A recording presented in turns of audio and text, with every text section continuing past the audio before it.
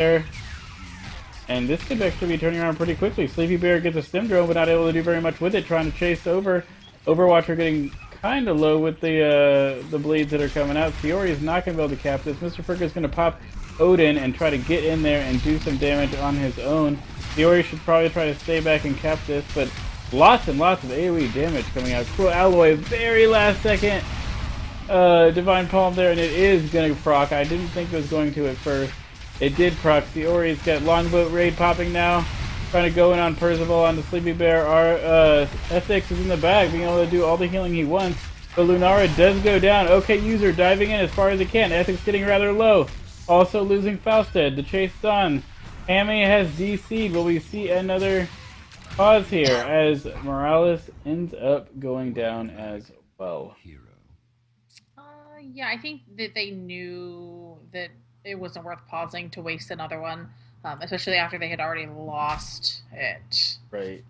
I don't know what Mr. Frigger is really doing. He's not capping this point. I don't know either. Maybe waiting. Oh, waiting until they get that top one so then more shoot. Oh, I guess right. that makes sense. Yeah. Yeah. It looked like he was like bugging out. So I was like worried. Yeah. Trying to get the most value there. Yeah, sure. Good place. Does it look like... I thought Cruella was going to maybe try and steal this camp. I think he wants to. He's going to wait for everyone else to come down, maybe. A little bit danger, but he knows where the rest of the team, or where the other team is. Yeah, Mr. Frigger showing up to give him a little help here. Yeah, so really interesting team fight there. The hooks doing a lot of damage, but just Overwatch are able to pop that avatar and get away a couple times now, and then Greymane coming in, doing a lot of damage, and then that rotation between those two big front line is really helping Ignition right now in this battle to really get back momentum coming from a loss in the previous game. Right, and Cruel Alloy actually almost died like twice in that last team fight. He was able to get off Divine Palm at the very last possible second after being stunned out. I feel like maybe the focus wasn't 100% on him as it needed to be for the side of RFS. And because of that, he was able to get that Divine Palm on himself, resurrect with like full, near full health, and keep his team alive. Like one more auto attack and he would have been down. In fact, I think it's the bleed from Lunara that procced his Divine Palm to go off. And yet another tower is going to go down for RFS, and Ignition trying to back up now. They actually have, both teams have hit level 20. Storm Talents are retained. We just saw a Storm Shield come out for Karazim. The hook comes out. Overwatcher is probably going to go down here. Lots of damage, getting stunned out, and not a whole lot he can do about it. We'll see if the Vikings are able to cap more than one of these objectives they're about to spawn, but if not, this could be a pretty nice turn in favor. Yeah, Fausted, like I said, making the plays when he needs to make them. Going up here, gonna go up against Olaf right here.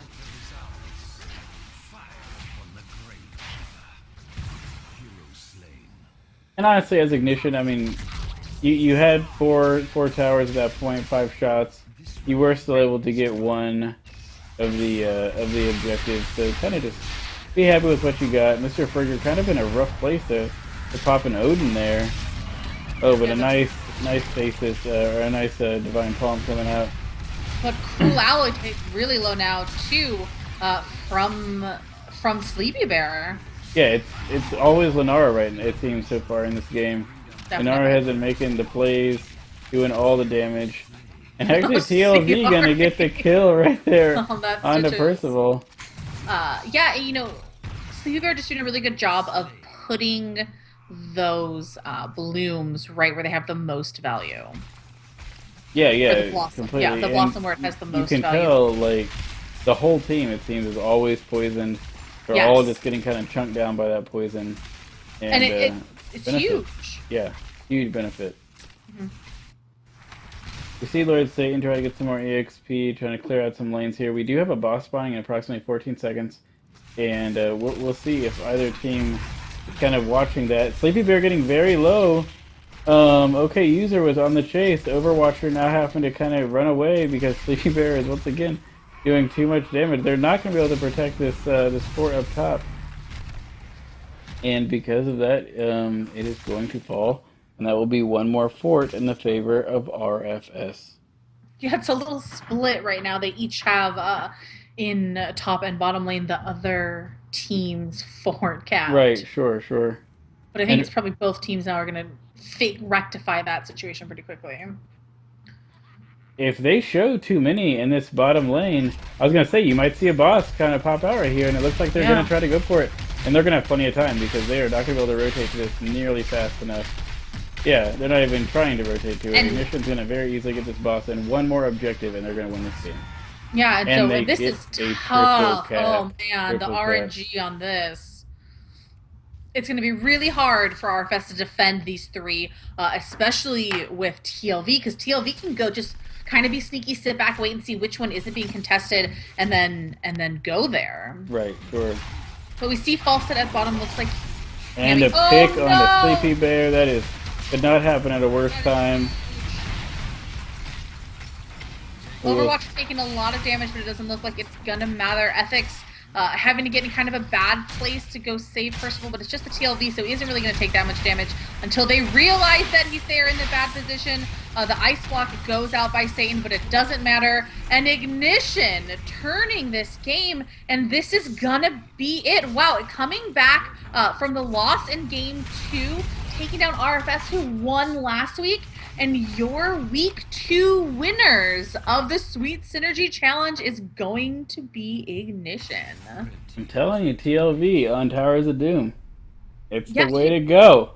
it definitely just like created a lot of space. They always RFS had to respond to it all the time. And a Right, lot of exactly. times Hammy was having to go, and Hammy did a great job of really stopping TLV's ability to like march down lanes, to really have like a lot of XP lead, because there wasn't really that much of an XP difference throughout the whole game. RFS stayed really close. They did everything that they needed to do, but it was just like a cut from both teams. All the team fights that went down, there was always like a catch that happened on one person, and then everything fell in line after that. And that was really the case there too. Is that catch on Sleepy Bear was enough to just give Ignition what they needed to secure that win. Yeah, sure. I mean, and the fact that RFS didn't really notice the boss was happening, that was huge. And Ignition noticed they saw a lot of them in the bottom of the bottom of the map. They decided, we can very, very quickly burn this boss down. Let's do it. And then right after that, triple spawn on the objectives. RNG was in their favor. Not a whole lot you Right. can do about that. But yeah, congrats to Ignition. You are the week 2 winners of the Sweet Synergy Challenge. So congrats to you guys. Look forward to seeing you in the future, specifically in week 5, whenever the tournament actually gets to its final days, and we will see from that point on, who is going to be the best of the best on that final 5th day of the Sweet Synergy Challenge. So once again, I want to thank everybody that helped us out tonight, all the admins, all people over at Sweet Synergy. Nikki, great job. Thanks for everything you've been doing. I want to thank you guys for stopping by, for watching once again. At Watch Pro Lane, at Maybe Buzz. Hit us up on Twitter. Hit us up on Twitch. Do your thing. I want to thank you guys one more time. You guys were awesome. Yeah. And make sure that you sign up for week 3 of the Sweet Synergy tournament that's happening next Tuesday. Like he said, make sure that you follow them. They're really amazing. They're on Twitter, and everyone Twitters now. You can also check out their website, sweetsynergyesports.com. That has all the information about their teams and about them and all their contact information. If you're interested in that, make sure that you also check out GrandMCS.com to sign up for the next first tournaments that they do there. Also, the ARAM Nexaramus tournaments that start on Thursday. That Zoya will be casting, so that's like really hype. I'm a super fangirl for Zoya. So it's gonna be, so make sure that you guys follow all those things, keep an eye out, stay, really invested in the community. The greatest thing about Heroes of the Storm is that the community is so great, and we have so much going on and so many people that are super active and really like looking and hoping to have this game grow. So make sure that you stay involved. Yeah, guys, once again, thanks a lot. People at Sweet Synergy, thanks for having us, and we hope to see you guys next week. All right. Take it easy, guys. Bye.